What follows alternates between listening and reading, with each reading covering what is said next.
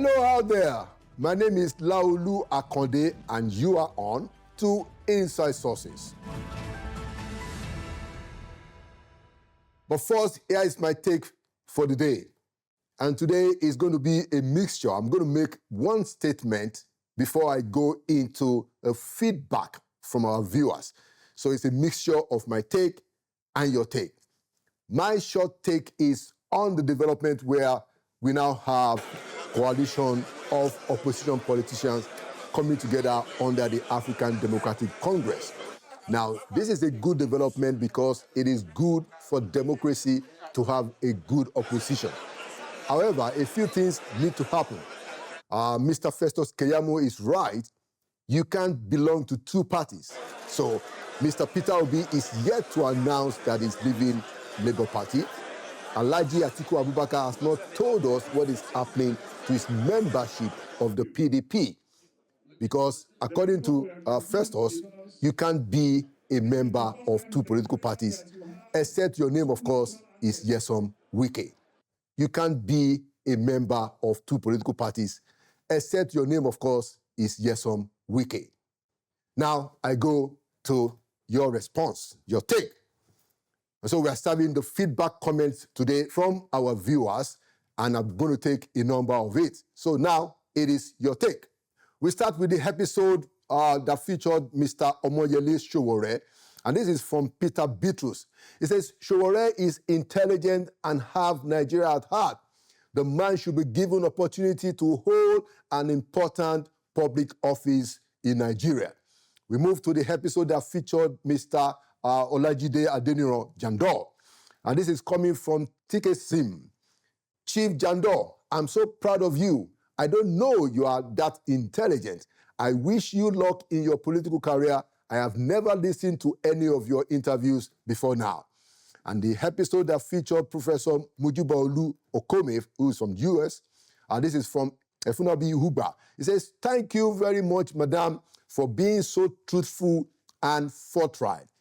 And now, the episode that features the Executive Secretary of the Human Rights Commission, Mr. Tony Ojukwu, SAN, and there's a response from Kayode Ademola, who says that, quite interesting, the Human Rights Commission is grossly underfunded.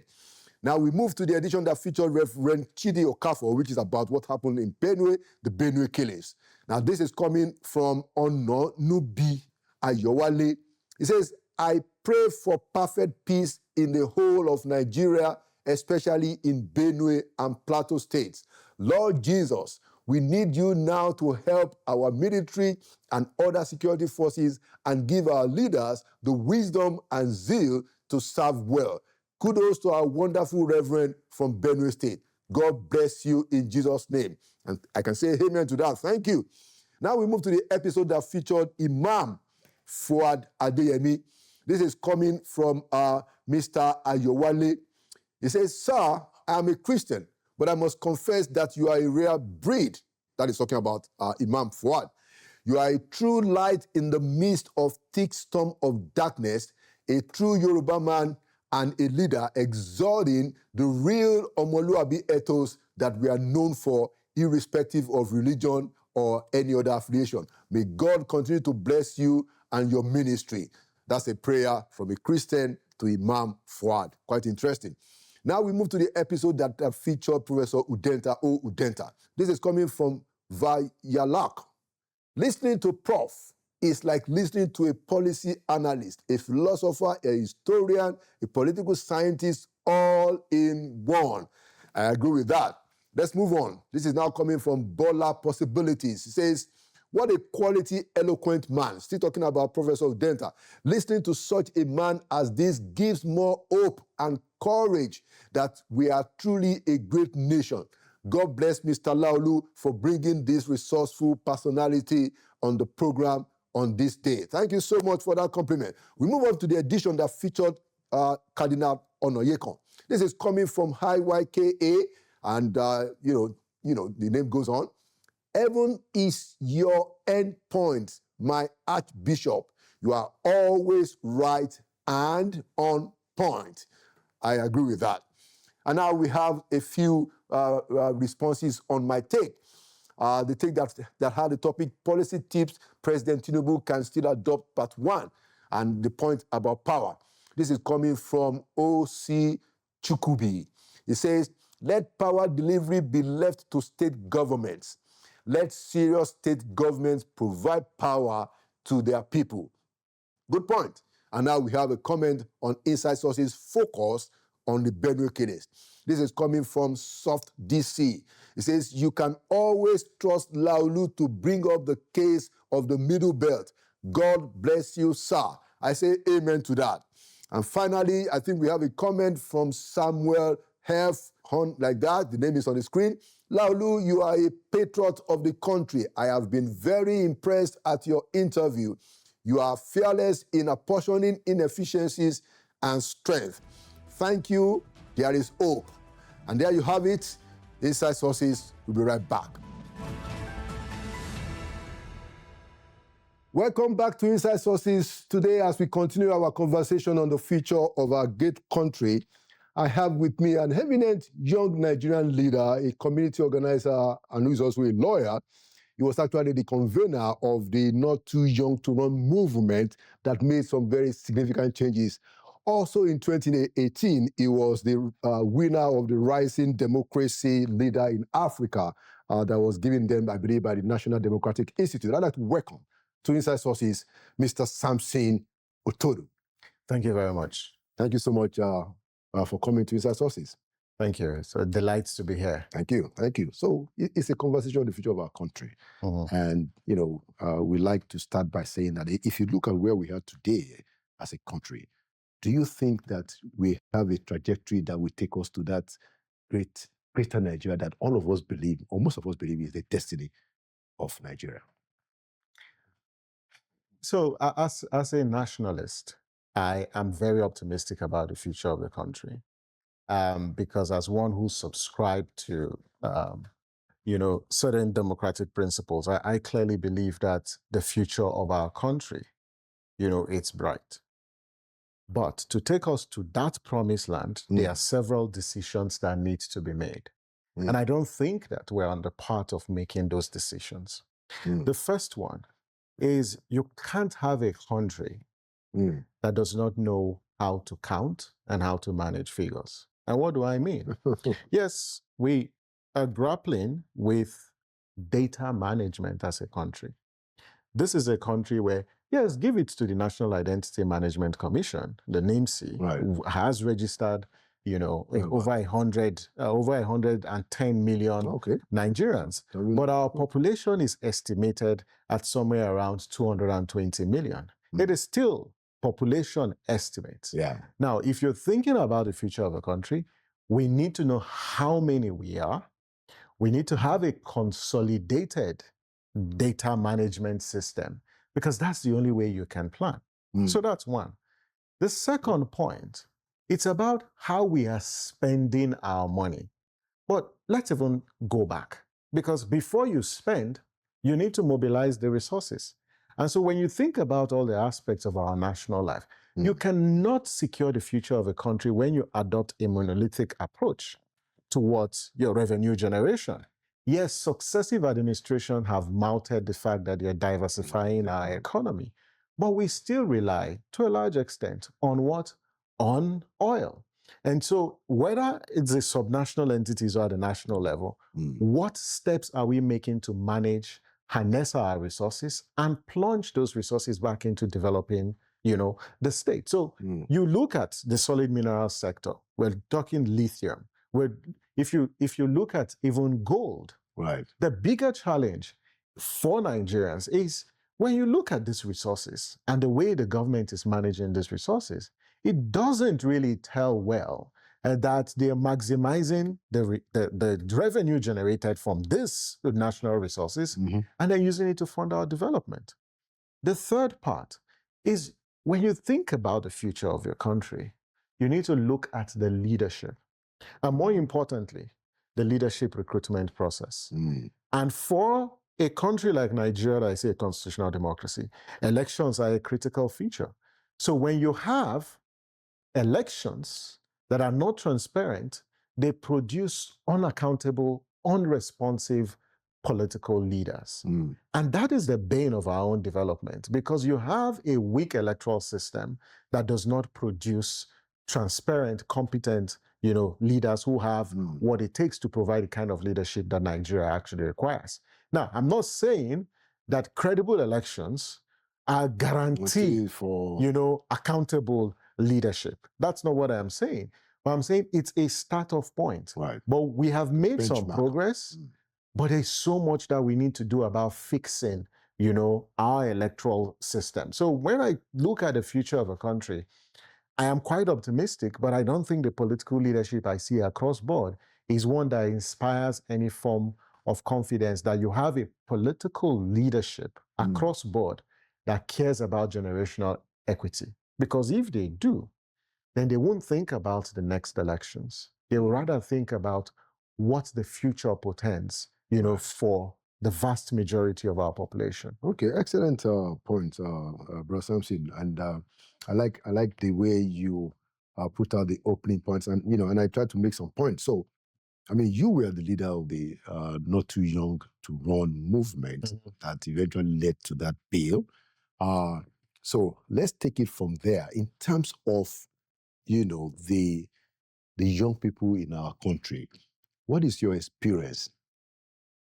It will seem, and this is my view, and then you can comment. It will seem that a lot of our young people, which by the way is the most significant portion of our population, if you look at the demography, a lot of our young people seems to me to have been more captivated about the good things of life, a lot of interest in entertainment, which is not wrong. But my point is that we are not having a very engaging interaction. I mean, the younger people of our country are not effectively engaged in the political process. I don't agree with you. I don't agree with you because, first, when we say we're not seeing young people, you go back to 2020, when you had the NSAS protests.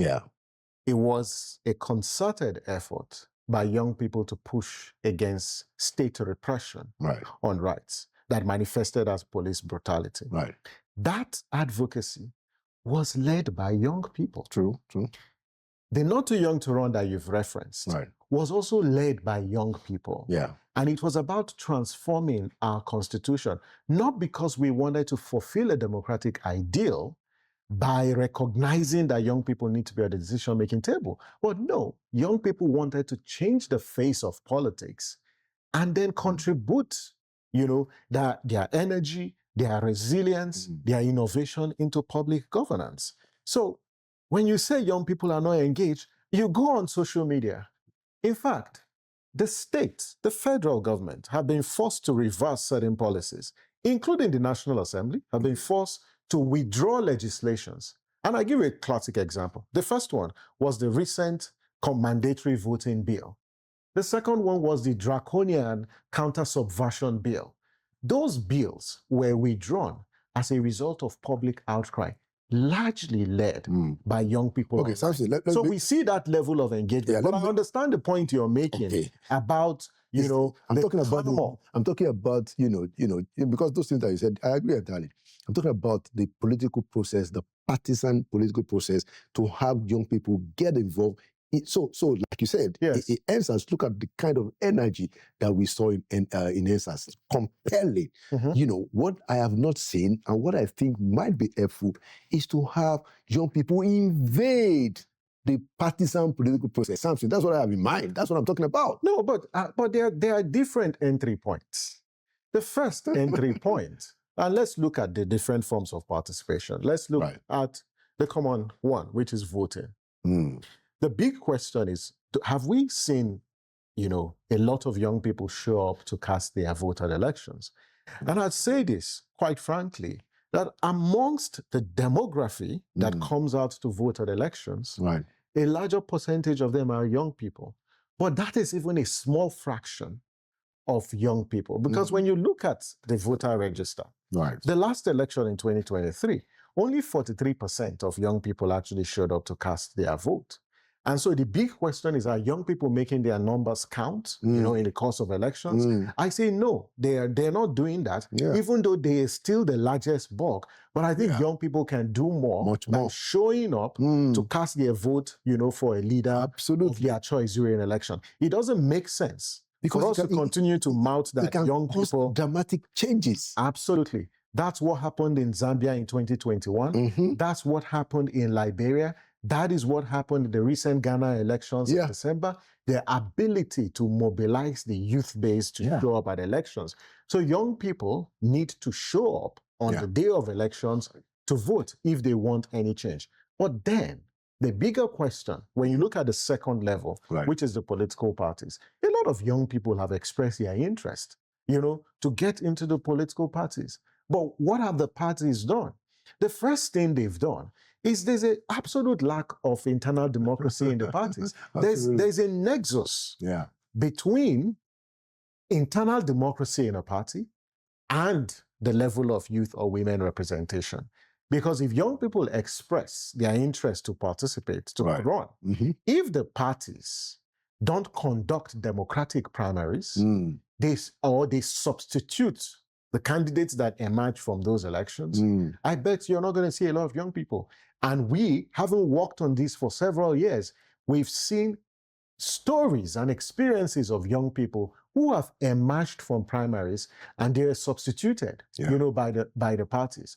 When you also look at the cost of politics and how much it costs, to run for office, that is also another way of ensuring that the level playing field is not equitable for all. So there's actually unfair, competition. But what do we need to do to get more young people? Please. The other thing, you've got to make political engagement enticing and meaningful for young people. If young people don't connect the level of their participation in elections and the political process with the quality of their livelihood, they're not going to get interested in politics. Because talking to young people, they tell you that political parties are nothing but just an assemblage of old expired politicians who have nothing to deliver. So these are the fundamental issues. Let me interject just so we can deepen the issues. So my view is that if we can manage to get young people to understand, and we can always debate how to do it, but to get them to understand that, look, these people that have orchestrated the political process in a way that is not equitable, they are deliberate. Okay, so they will not on their own. So we have to, so you talked about enticing. So maybe we have to do a lot of that, but with a clear understanding or a clear narrative to them, a clear communication that, look, this thing is something you have to understand, that your determination, your resilience is required. Because those folks, the current political elite, they are not interested. They're not interested in you taking it.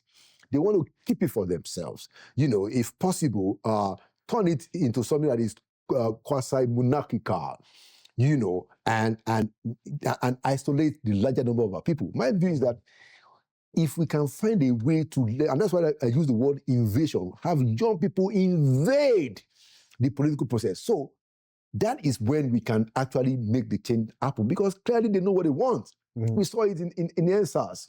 They know what they want, and there's no doubt about it. All of us were held bound. It was, they were calling the shots. So that tells you clearly that they're not satisfied with what is going on. But when it comes to election day, they don't come out. They don't register to vote. When they register to vote, they don't come out enough. And we don't have enough of them in the wards, in the local government. So I'm thinking that we probably have to do more than just tell them that, look, we're trying to entice you. We need to communicate with them that this thing is about, it's almost not to use Obasanjo's word, that it's almost like this is your life that is going down. And you have to take a desperate interest to transform the situation.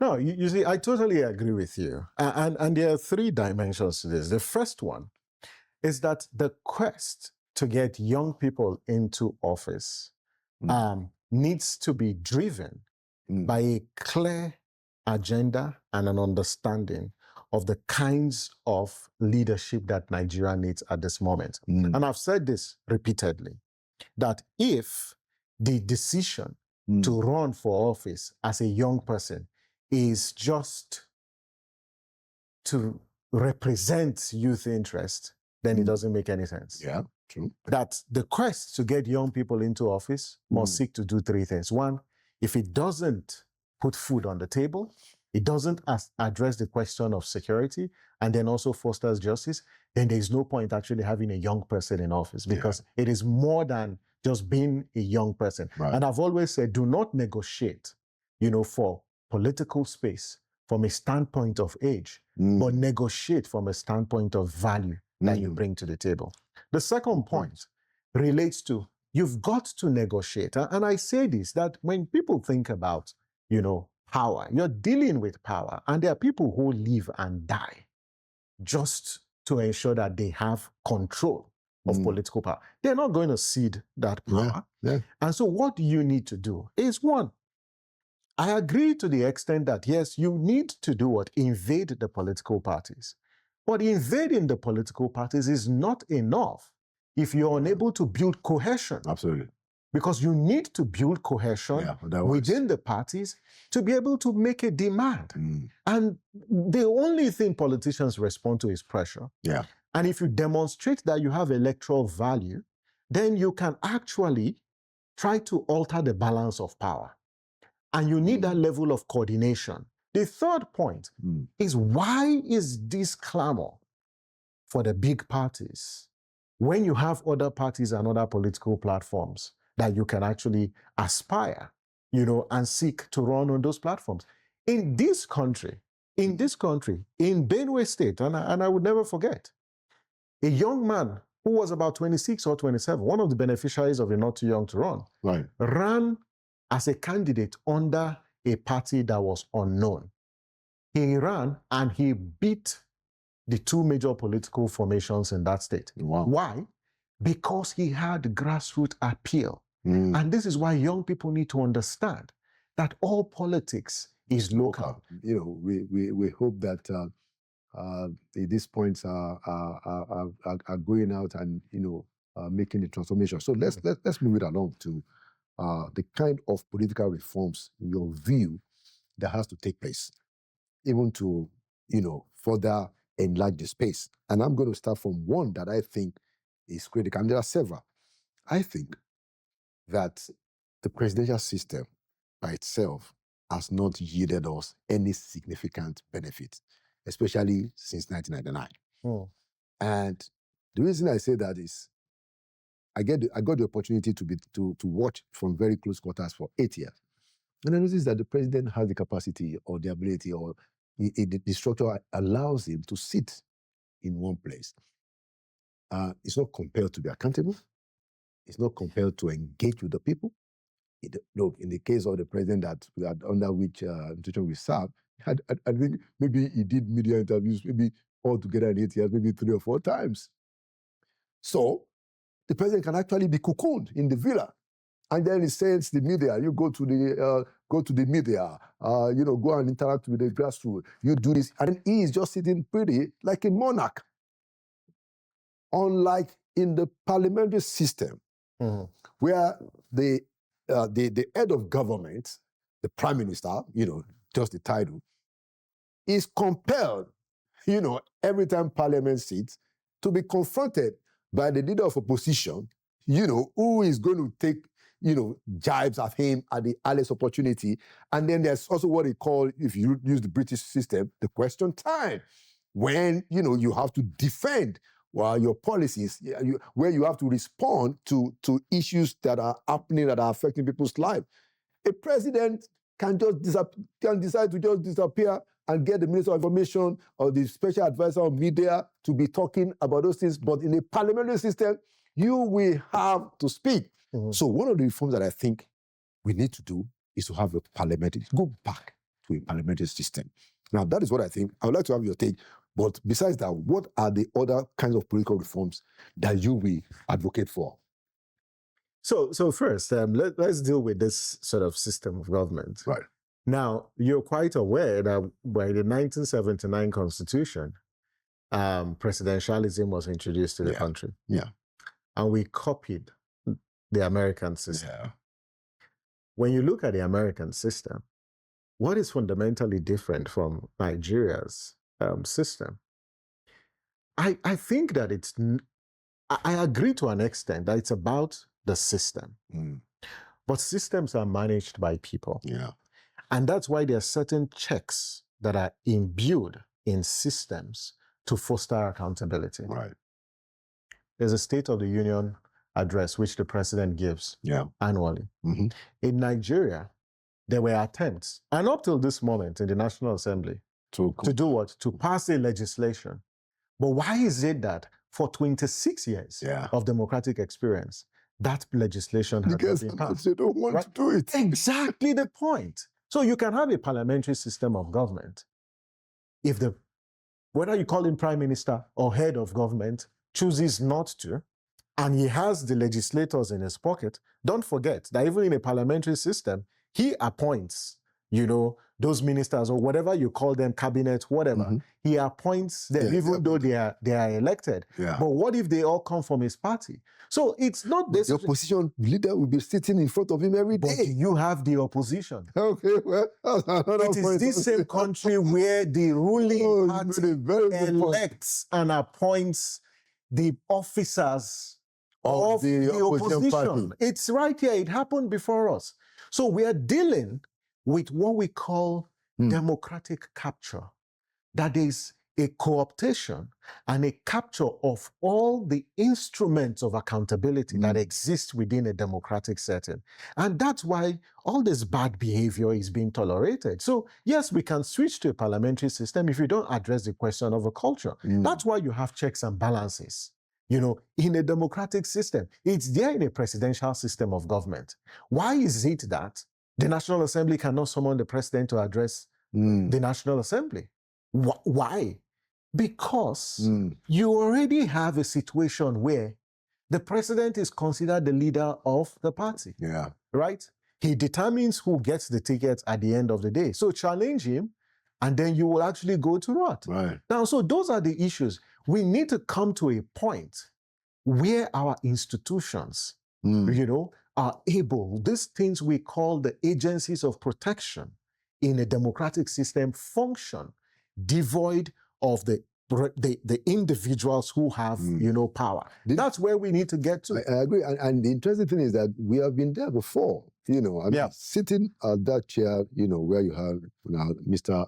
Itodo, who was in his 20s in 1979 or 1980, was a minister under Shagari. Yeah. And he told me, he said it here to the hearing of the whole public, that in the Second Republic, the party, was supreme. Yeah. So the president was not the leader of the party. He said that there were occasions, I think, at least once or so, where he was a minister, Shagari was presiding over Federal Executive Council meeting, and the chairman of the NPN then, Chief Adisa Kinoye, called the president. He said that he was there and the president stopped the meeting to go and pick the call of the party chairman, because then the party was supreme.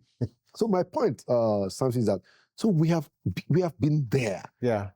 What has happened to us is that we rapidly, I guess it's also part because of the military experience.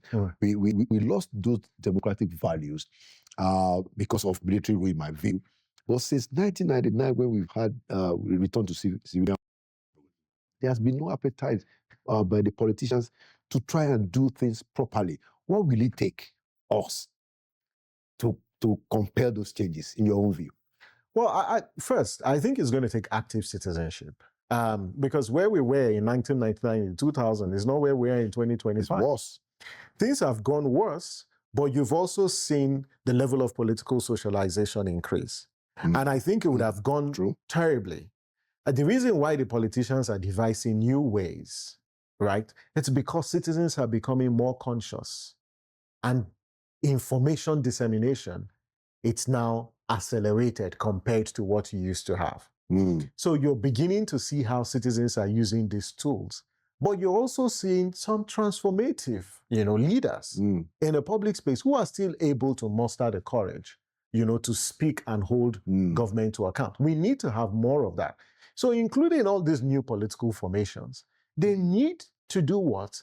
To go back to what was the dream of our forefathers when they talked about political parties, is that parties are supreme and not individuals. And that's something we need to deal with, right? So secondly, and how you fix this, you active citizenship, yes, you need those party reforms, but we need to have laws that are enforced. I was going to say. I'm not saying we need laws because we have a retinue of laws. No, you need to have laws that are enforced. And this is where the rule of law actually comes in. And this is where the judiciary actually comes in. And that's why these whole cases of judicial misconduct, whether it's corruption in the judiciary, should be troubling to every Nigerian. Because where then will you turn to for justice? Because the whole concept of judicial review in a democracy is that when the executive performs in a manner that is outside their jurisdiction, that you have what? The National Assembly hold them to account. Where the National Assembly fails, and the executive also fails, that you can institute a matter in court, and the court will deliver decisions that reviews the actions of these two different units. But if that same institution that should dispense justice is unable to do that, then we are toast. We are toast. Well, let's hope that we will find a way around it. I wanted to ask you, since it's just been 2 years now that President Itodo has been in office, what's your own assessment of his performance in the first 2 years? I think first is a mixed bag. And I'd say that when you look at the decisions that he's taken, yes, he's made bold decisions. And you give him that. He's made bold decisions around the economy, around different aspects of our national life. I think he could do more. But then the president needs to know that it is beyond the rhetoric of recognizing that those decisions have brought untold hardship to Nigerians. Nigerians want succor. They want to see, they want to feel the results of some of these decisions.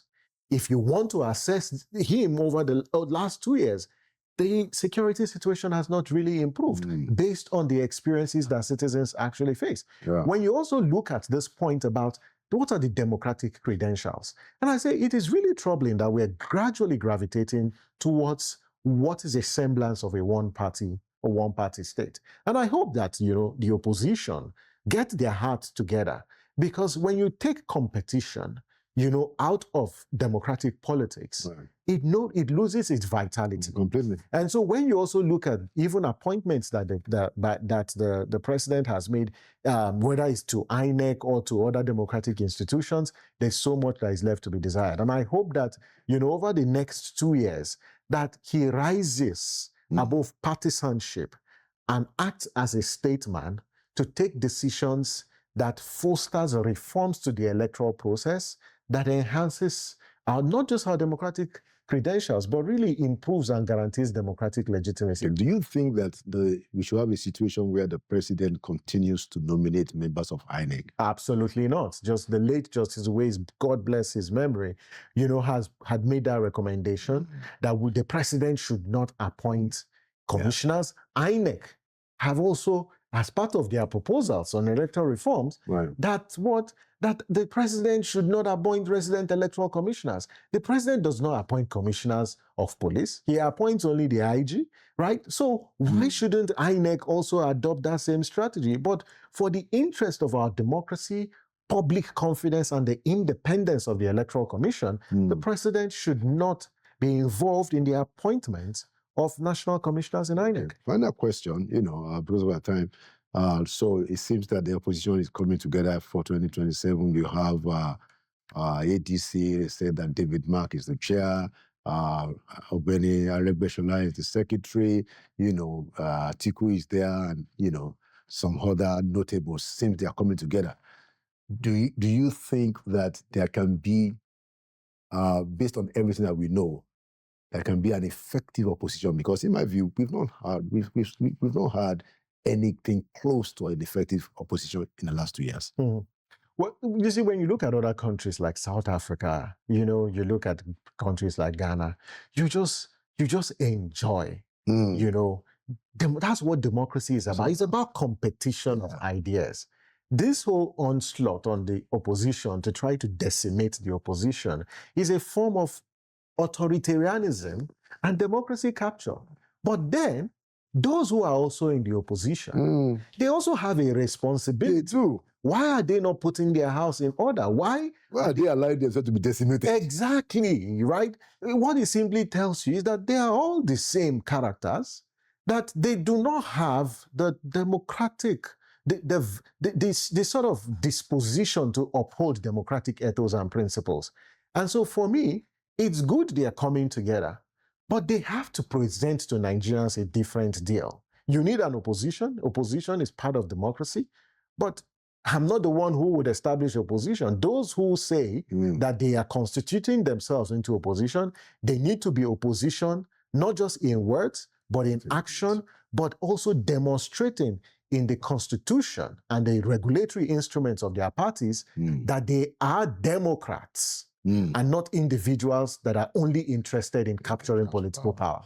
Thank you so much, Mr. Samson Itodo. Thanks, always a delight. For coming to Inside Sources. And thank you for the work that you are doing in YIAGA and all of. No, you too, because Inside Sources, it's really has emerged as a platform for having, very incisive conversations and providing clarity to Nigerians. So thank you for doing that work as well. Thank you so much. Thank you so much. Thank you for believing in Nigeria so much as to take a risk to be out there and push these things, because it does take a lot of courage.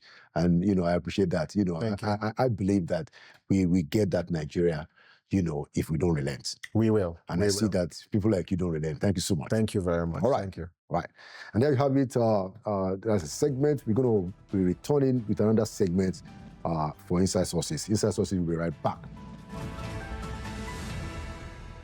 Welcome back. In this segment, we want to have a review of what is going on in the oil and gas sector, especially even as the National Oil and Gas Week is holding currently in Abuja. Quite a few issues that has happened that we want to look at.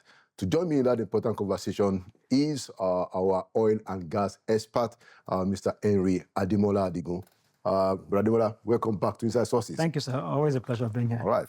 Let's start with an update on the new leadership at the NNPCl.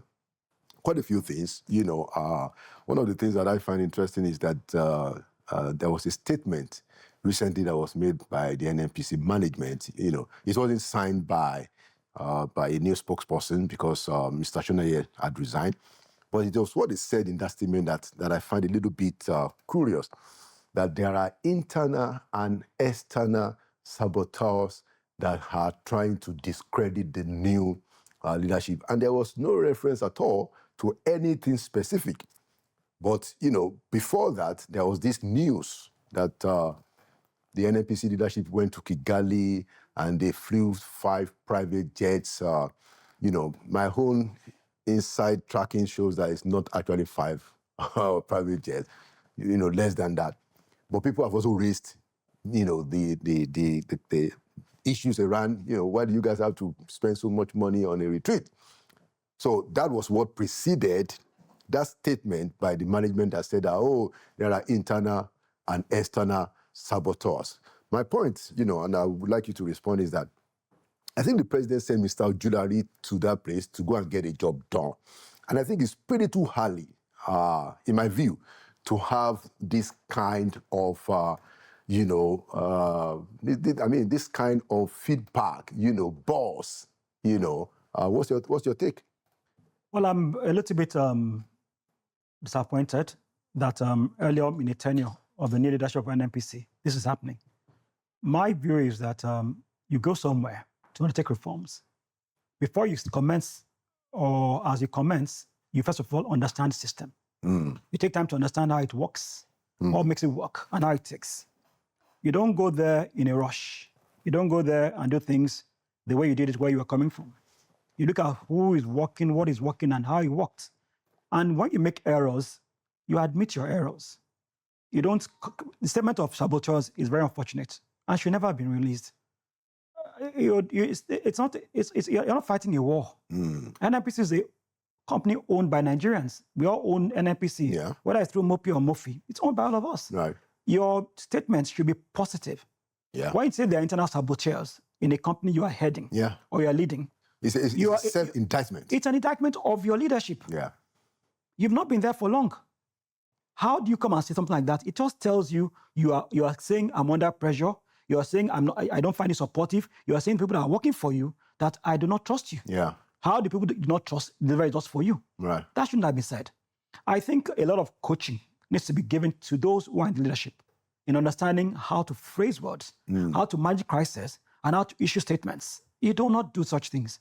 Mr. Shonaya resigning was not a good positive sign as well. Whatever you try to hide comes to the public domain.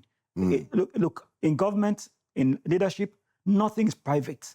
Whether people swear oaths with Ogun or Shango, they will talk. They don't talk with their mouth, they talk with their lips, or with their eyes, with their nose. They will whisper. Nothing happens secretly. Do things easily. Take it slowly.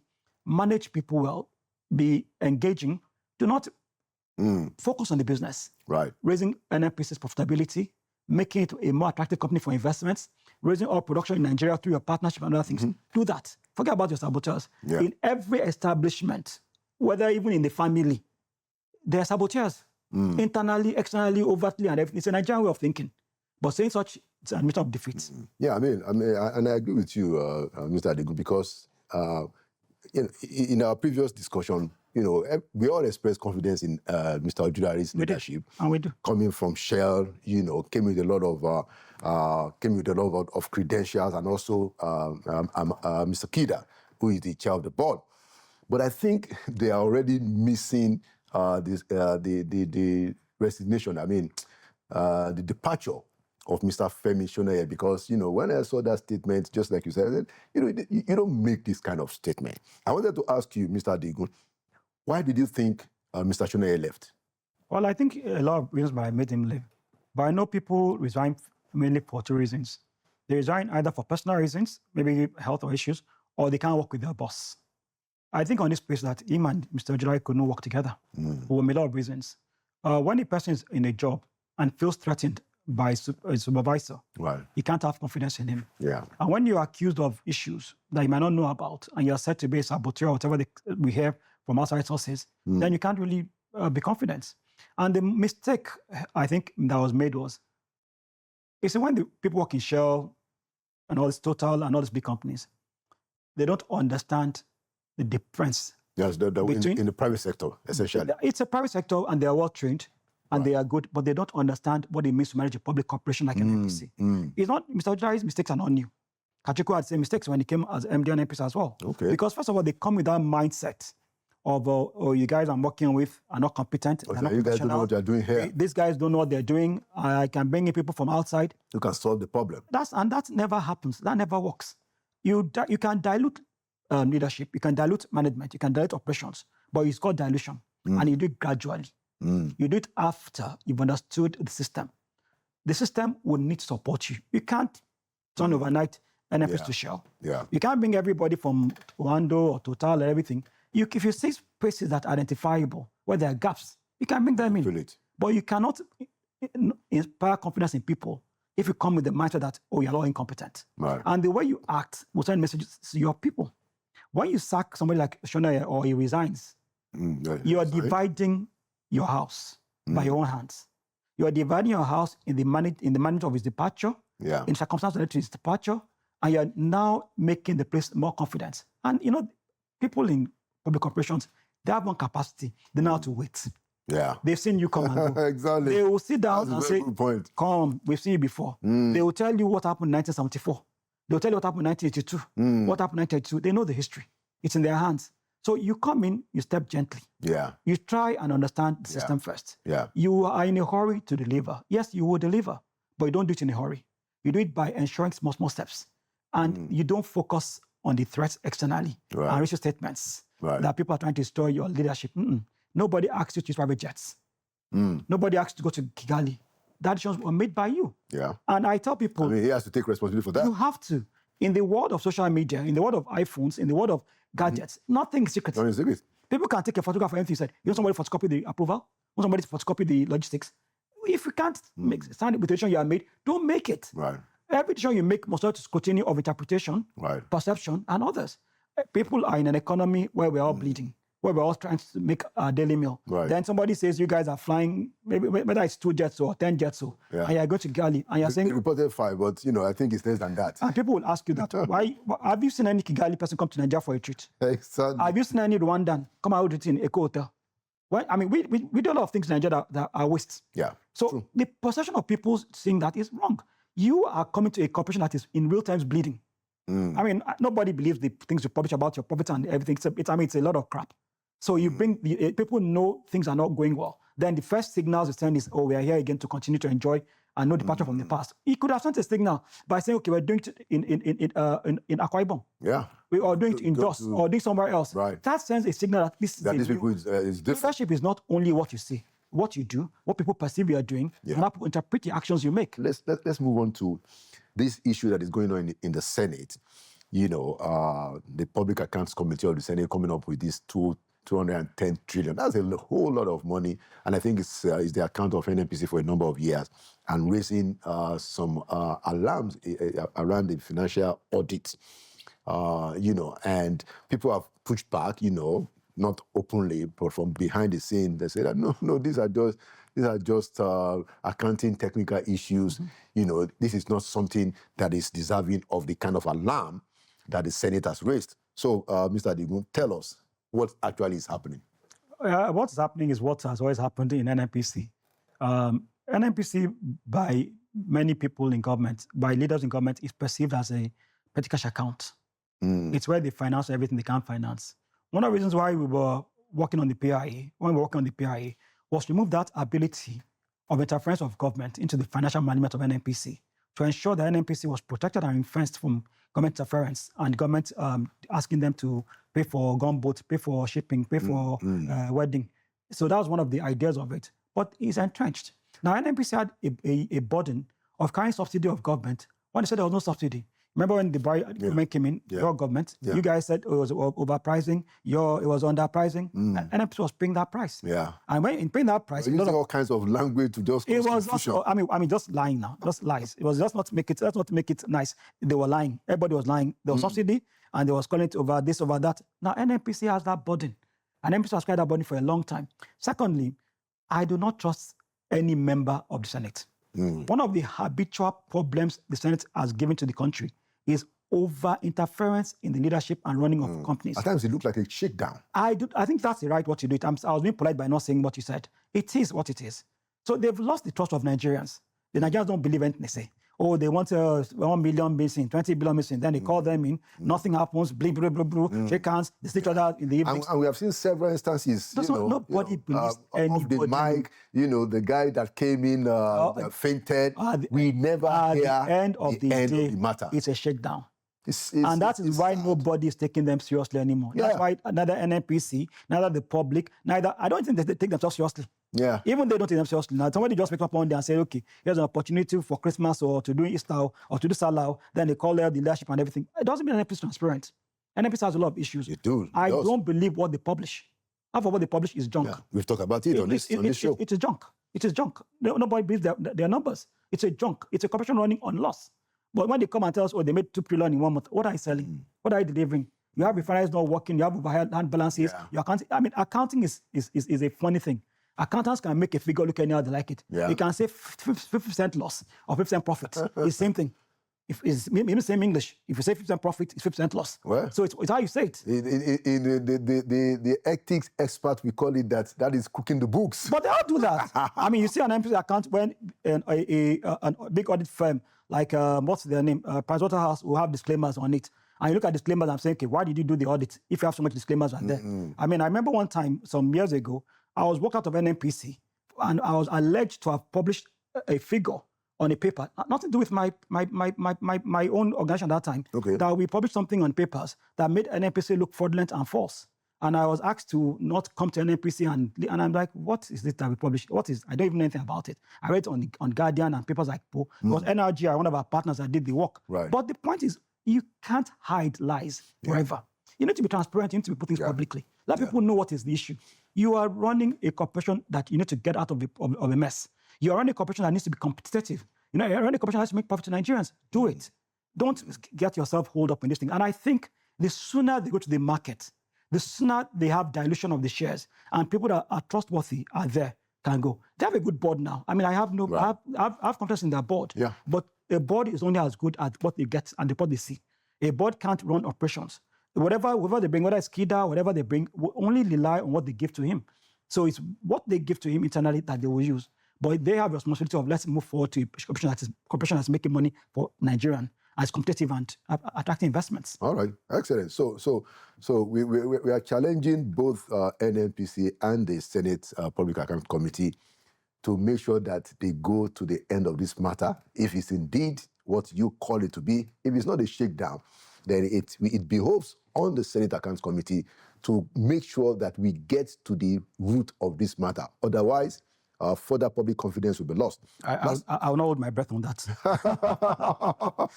Last question. What is happening between Dangote and oil distribution, where he's now saying that people he wants to give the suppliers some kind of a break so that they don't have to go to the depot? How does that? I mean, how does all of this affect the industry in your view? First of all, explain it to our viewers, Papa. So it's a simple play. What Dangote refinery is saying is bypass depot owners, bypass tank owners, bypass middlemen, buy direct from us. You do from us, will absorb the costs of your transportation logistics. Saying, look, if you come to me directly with this number of volume, with this amount of money, I'll bring the truck to your station. You don't have to pay on the volume. You don't have to pay depot owners. So it's a way of becoming the supply chain. Knocking out the depots. They are perishing as I speak to you. Wow. If this goes on forever, a lot of people make a lot of losses. A lot of money will be lost. And Dangote himself is fighting for survival. I mean, you spent so much money on a refinery. It seems that you're not getting the market you want. You've tried several ways, increase price, decrease price, increase price, decrease price, all the ways of knocking out your competitors. You now get to the play of saying, okay, let me do a move. Let me say I'll take 1 trillion, which is what they published on their own, and let me see whether you can survive the problem. So what we are looking now is a fight for dominance, a fight for survival, a fight for relevance. By Dangote. By all of the parties. Okay, Dangote is fighting for his own survival. Ipman, Moman are also fighting for their own survival. And those are the Dapman and the rest of them, those are the depot owners. Depot owners, major marketers, Ipman, NATO, Nupeng. NATO is suffering. NATO is national transport owners. They own the tankers. The trucks. If Dangote put 4,600 trucks, what would they be carrying? How do they make money? So everybody's affected by that decision. But is this move by Dangote refinery, is it good for the industry? Last question. Well, I have this where I see it. I am pro-innovation. Okay. I'm pro-efficiency. Right. Well, if you can bring innovation to a system and make it more efficient, I think it's good for you to do that. But if your move is such that would, on the long run, make you a monopolist and make you a dominant single player of price determination, I'm opposed to that. But I can't fault any move that will make the price I pay for petrol or diesel or any product cheaper. But I also not look at the short run alone. I look at what happens when you have no competitors anymore. When you now become so determinant of pricing, of costs and everything, what happens to me, the retailer? So for the industry, it's not the best. What I have not seen and what I expect to see is the regulators and the Federal Competition Council doing their job. The FCCPC, after Mr. Irukera has been removed, is dead. I can say that with all sense of responsibility. What about all the progress that we see? What are the progress you see? Mr. You have. Tunji Bello, I am not seeing any progress. Dealing with this subscribers, DSTV. What, people, these and are things that were started up by Tunde Rukera. Okay. It seems as he is also their lawyer. yeah, well, as soon as they started, as soon as they changed the leadership, things went down the hill in that place. But they seem to have been coming up, at least in terms of advocacy. Advocacy. I see a lot of their press releases. Okay, imagine a simple issue. A court in Nigeria says he's not allowing you to join a case on competition. You had filed to be joined in the suit. Okay. When Dangote went and sued the government and other people around importation of petrol. Okay. You are the Competition Council. The judge says, either erroneously or in his wisdom, or however they say it in law, says, no, you are not a party to the suit. Where is the appeal? A law that you anchor, that rests on you, interpretation, determination rests upon you, you're not fighting that. You dropped the ball. That is dropping the ball. There is no way you shouldn't have been joining that suit. You should have been filing several courts to be joining that suit, because whenever the outcomes of that suit happen, it affects you. Interesting. What are you playing at? Interesting. In this issue you're talking about, in the Dangote, Ipman, Mobman, that man, where are they? What are they saying about it? I mean, yeah, they're doing small advocacy as they ought to do, but the major key issues, the more important areas. They are leaving it. Okay. So it seems to be more of a political organization now than an advocacy organization. They take on the fights that are small, but the big fights they ignore and pretend to be sleeping. All right, that's a big challenge to Mr. Tunji Bello, who has also been here. That look, Nigerians want you to get involved in what is happening in the oil and gas industry. Thank you so much, Mr. Henry Ademola Digun. Thank you very much for inviting me. For coming to Inside Sources and opening up these issues for understanding. And thank you for your services and contribution to national development. Thank you very much. And there you have it, another edition of Inside Sources. Like we always say, Nigeria will prevail because we will not relent in raising the major issues of the day, just so we get to where we all believe is the destiny of Nigeria, which is the greatness that is far above where we are right now. Thank you for watching. My name is Laolu Akonde, and by the grace of God, I will see you at the next edition.